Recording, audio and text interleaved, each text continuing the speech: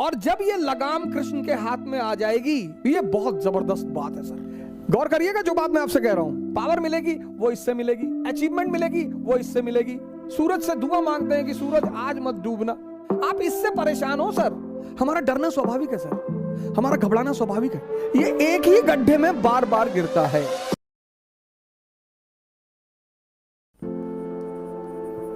आज मैं इस पर चर्चा करूंगा, बड़ा इंपॉर्टेंट शब्द है और मैं कहूंगा कि भारत की संस्कृति की लाइफलाइन है ये शब्द। आधुनिक शिक्षा, मॉडर्न एजुकेशन। मॉडर्न एजुकेशन क्या बनाती है? IAS, minister, member of parliament, हालांकि कम बनाती है। ज्यादा पढ़े लिखे लोग तो अमेरिका, लंदन ही आईटी वाईटी करके चले आ रहे हैं। इंजीनियर्स बनाती है, डॉक्टर्स बनाती है, ये बनाती है। ये हमारी मॉडर्न एजुकेशन आज ये बनाती है। जो हमारी प्री मॉडर्न एजुकेशन थी, प्री मॉडर्न, जो हमारी प्री मॉडर्न एजुकेशन थी, ये भगवान बनाती थी। आपने शायद कभी अपने शिक्षकों से, अपने टीचरों से, अपने परिवार से शायद यह सवाल नहीं किया होगा कि भगवान भारत में ही क्यों पैदा होता है। आखिर ऐसा क्या है कि भगवान को इतना क्या लगाव है भारत से जो भगवान भारत में पैदा होता है। प्रभु राम, श्री कृष्ण, भगवान बुद्ध, भगवान महावीर, भगवान कबीर, भगवान रविदास, भगवान नानक। आपने शायद यह सवाल नहीं किया होगा कि भगवान इस देश में क्यों पैदा होते हैं। और भगवान हमने माना किसको? कौन है भगवान? अब जिस पैदा हम सब हुए इंद्रियों पे, सेंसेस पे, हमारा 20 साल तक सामना रहा सेंसेस से, और 20 साल तक जिसके साथ रहेंगे ना सर, तो उससे मोह बढ़ जाएगा, अनुराग बढ़ जाएगा सर, उसको छोड़ना बहुत मुश्किल हो जाएगा सर। तो जिन्होंने भी सेंसेस को छोड़ दिया और कॉन्शियस पे जीने लगे, हमने उन्हें भगवान मान लिया कि बहुत बड़ा काम कर डाला यार। तो इस शिक्षा में ऐसा क्या एडिशनल था कि लोग भगवान बनते थे? ध्यान,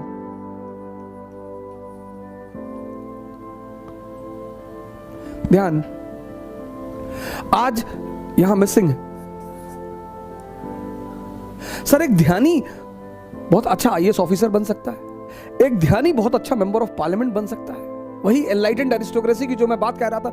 एक ध्यानी बहुत अच्छा इंजीनियर बन सकता है, एक ध्यानी बहुत बेहतरीन डॉक्टर बन सकता है। ध्यानी मतलब जिसकी नजर अपने मन पर निरंतर बनी हुई है। अब आते हैं इस शब्द पे, मन पे। ध्यानी कौन?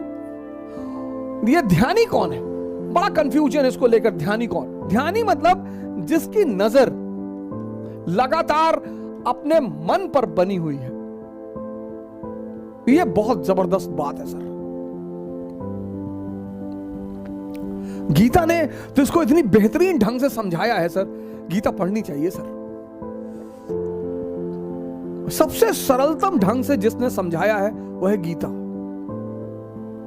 रथ क्या है सर? और अगर आप फ्रंट पेज देखें गीता का, बस वो पेज जिसको समझ में आ गया, पहला जो कवर पेज है गीता का, रथ, ये मानव शरीर है सर, ह्यूमन बॉडी।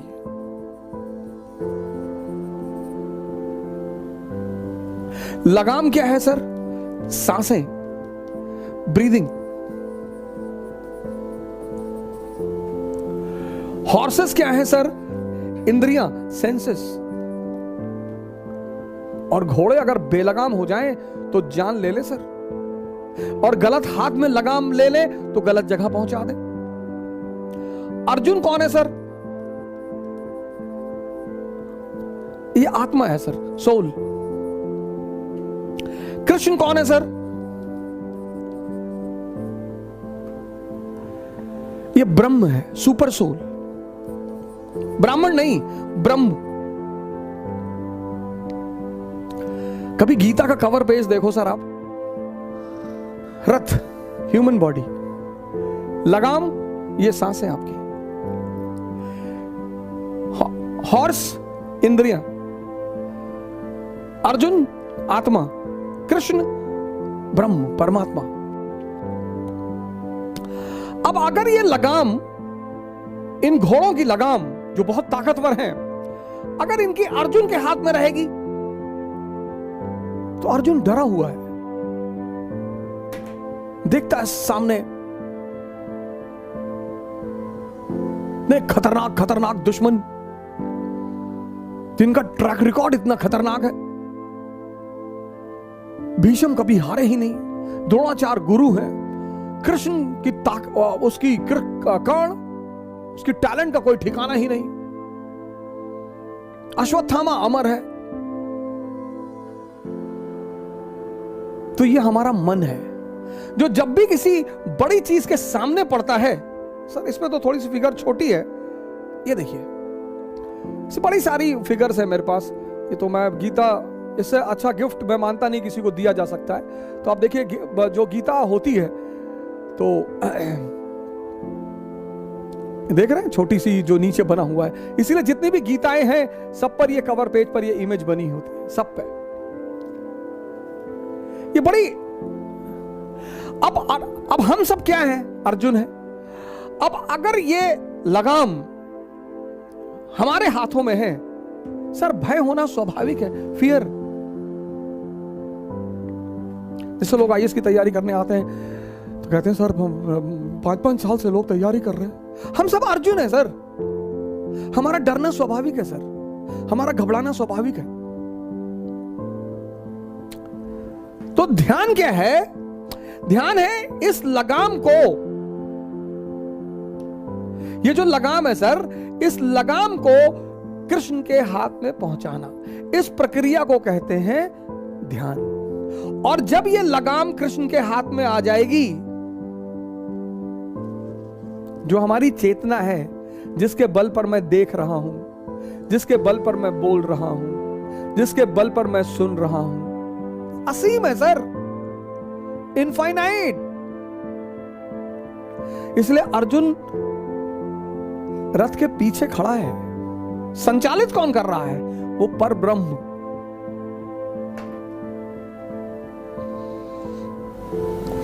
गीता किसी धर्म की किताब नहीं है। गीता पे कमेंट लिखा है कि मानव शास्त्र है, मानव विज्ञान।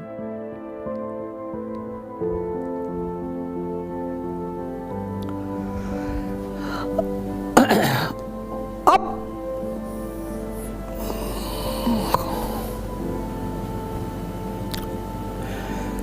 सेंसस कौन है? गंधारी। मन कौन है?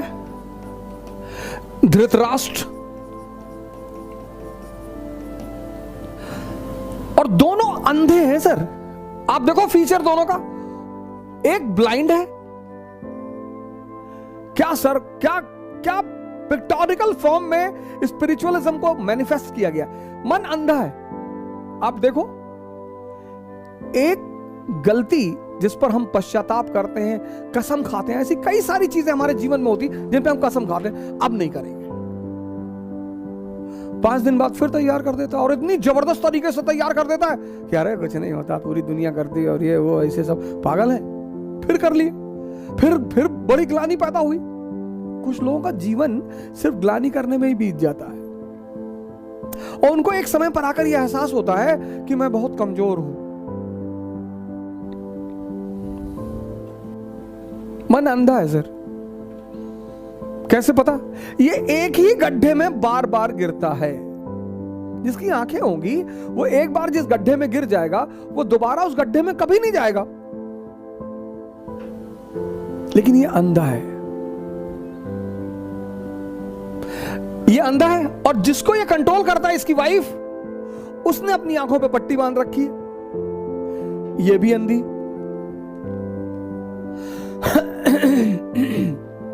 और इन दोनों अंधों के द्वारा जब जिंदगी चलती है, इसलिए आप देखो जितनी चीजें मन और इंद्रियों से जुड़ी हुई हैं, उनको करने के लिए कोई मोटिवेशन नहीं चाहिए। खाने के लिए आपको चिकन अच्छा लगता है, कोई मोटिवेशन चाहिए? कि हाँ हमको कोई मोटिवेट कर देता हम चिकन खा लेते ना, कोई मोटिवेशन नहीं चाहिए, क्योंकि इन दोनों अंधों को मजा आता है, खाने के लिए कोई मोटिवेशन नहीं चाहिए। जहां इनको रस मिलता है जिन चीजों में, दूसरी चीज है कॉन्शियस, चेतना।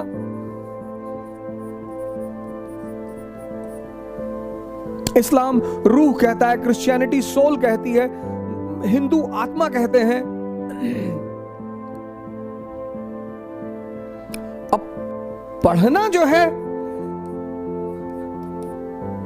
इसका संबंध किसी इंद्रिय से नहीं है, पढ़ाई का संबंध किसी इंद्रिय से नहीं है। इसलिए पढ़ाई के लिए क्या चाहिए? मोटिवेशन।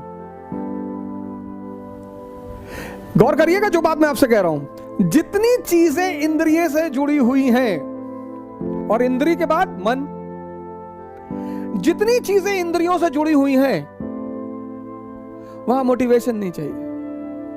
गर्लफ्रेंड के साथ पार्क में बैठने पर मोटिवेशन नहीं चाहिए, बॉयफ्रेंड के साथ पार्क में बैठने पर मोटिवेशन नहीं चाहिए ही नहीं। 10-10 घंटा 20-20 घंटा बैठे ही हैं। शायरी लिख दी, सूरज से दुआ मांगते हैं कि सूरज आज मत डूबना, काश ये दिन खत्म ही ना हो। लेकिन ध्यान करने के लिए मोटिवेशन चाहिए, क्योंकि इसका संबंध इन चीज, गौर करिए इस बात को, आप इस पर गौर करिए, जिन चीजों का संबंध इंद्रियों से है और मन से, खासकर इंद्रियों से, उसमें मोटिवेशन की जरूरत नहीं है। और जो चीजें इंद्रियों से जुड़ी नहीं हुई हैं उनमें मोटिवेशन की जरूरत है। अब जीवन में जो शक्ति मिलेगी वो इससे मिलेगी, पावर मिलेगी वो इससे मिलेगी, अचीवमेंट मिलेगी वो इससे मिलेगी। अब अचीवमेंट इससे तो मिलेगी नहीं, इसके सहारे अगर आप चले तो आप गए।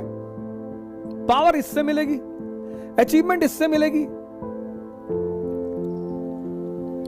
लेकिन यहां मन को रस ही नहीं मिलता। अब इस प्रक्रिया को, इस ट्रांसफॉर्मेशन को करने का जो हथियार है, जो वेपन है, उसको कहते हैं ध्यान।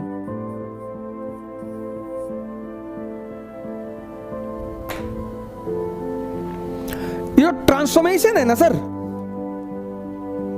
आज हमारे 90% भाई बहन बहुत परेशान है।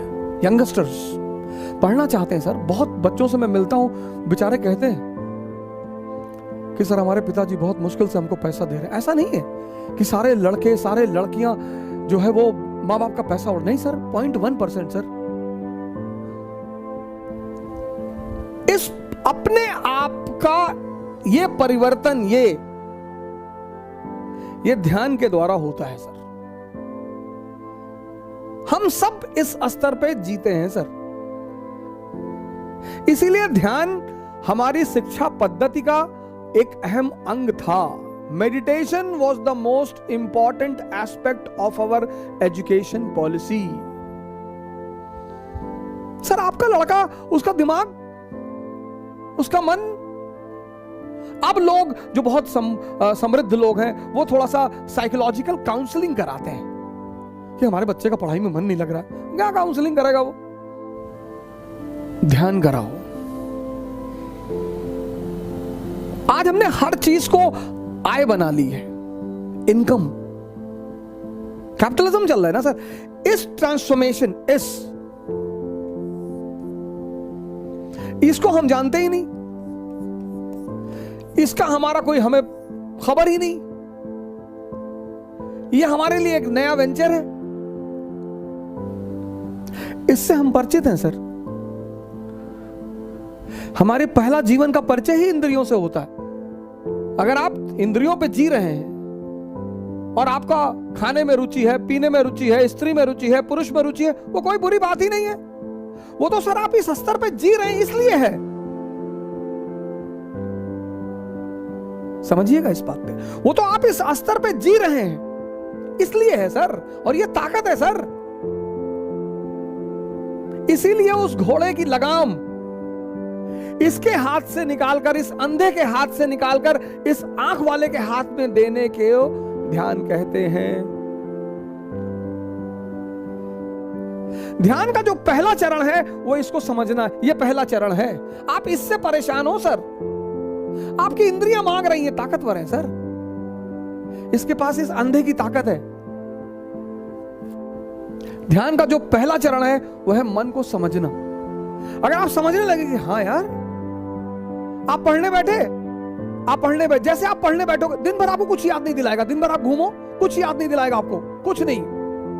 जैसे आप पढ़ने बैठे वैसे याद दिलाएगा कि यार योजना नहीं लाए, यार योजना लानी थी, यार योजना नहीं लाए, यार वो उस दोस्त के कमरे पे यार नोट्स रखा यार। जैसे ही टेबल पे बैठोगे सबसे क्रूशियल बात याद दिलाएगा।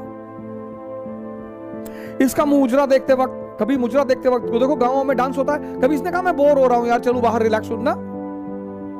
आप गौर करो, कुछ जगहों पे ये बोर ही नहीं होता, दिन दिन बैठा हुआ है, रात रात बैठा हुआ है, पढ़ने बैठेगा ये बोर होता है। 1 घंटे में कहता है थोड़ा एक चाय पी ले, मन फ्रेश कर ले। अच्छा, क्या मन फ्रेश करेगा भाई? इन कामों को करने में ये बोर होता है, इसको मन फ्रेश करना होता कि मैं ऊब रहा हूं। इसको थिएटर में बिठा दो, अरे मजाल है बोर हो जाए। इसको स्त्री के साथ बिठा दो, पुरुष के साथ, ये बोर ही नहीं होता।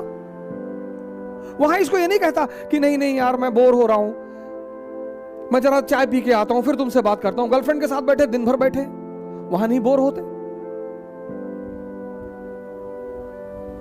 आप इसकी जालसाजियां समझो, आप इसकी चालाकियां समझो, इसी देखने को ध्यान कहते हैं। तो ध्यान क्या है? ट्रांसफॉर्मेशन। ध्यान क्या है? ट्रांसफॉर्मेशन। उसका पहला चरण क्या है? इसको देखना, बस सिर्फ पहचान लेना कि अरे यार ये तो मुझे बेवकूफ बना रहा है। जब तुम ये जान जाते हो कि कोई तुम्हें बेवकूफ बना रहा है, बस उसी दिन से तुम बेवकूफ बनना बंद हो जाता है तुम्हारा। उत्तर प्रदेश और उत्तर भारत के सभी लोगों के लिए एक बड़ी अच्छी खबर है, और खबर यह है कि इकरा ने कानपुर में अपना ऑफलाइन सेंटर शुरू किया। अब उसके पीछे सबसे इंपॉर्टेंट तो मकसद ये है कि जो ये सिविल सर्विस की महत्वाकांक्षा या सपना जो इधर के लोगों में है, उसके लिए एक अच्छा रास्ता उन्हें दिखाया जाए। इकरा अपना ऑफलाइन क्रैश कोर्स भी देने जा रही है। जो लोग 2022 का प्रीलिम्स देने जा रहे हैं उनके लिए तो इंपॉर्टेंट है। 23-24 का जिन लोगों ने प्लान बनाया उनके लिए तो बहुत इंपॉर्टेंट है, क्योंकि इस क्रैश कोर्स में आपको यह बताया जाएगा क्वेश्चंस फ्रेम कहां से होंगे, क्वेश्चंस निकाले कहां से जाएंगे, प्रीलिम्स की तैयारी करते कैसे हैं, प्रीलिम्स बेसिकली है क्या। इसमें कुछ पढ़ाया नहीं जाएगा। आप ये सोच के मत आना यहां कुछ पढ़ाया जाएगा, नहीं नहीं, पूरी युद्ध का अप्रोच। इसकी फीस है 10,000। कि उत्तर भारत की जो एक छवि धूमिल होती जा रही थी, उत्तर भारत की सेवा सभी करते हैं, सब सेवा कर रहे हैं। उत्तर भारत की जो एक छवि धूमिल हो जा रही थी कि नहीं यहां कोई अच्छा इंस्टीट्यूट नहीं है, यहां कोई अच्छा संस्थान नहीं है,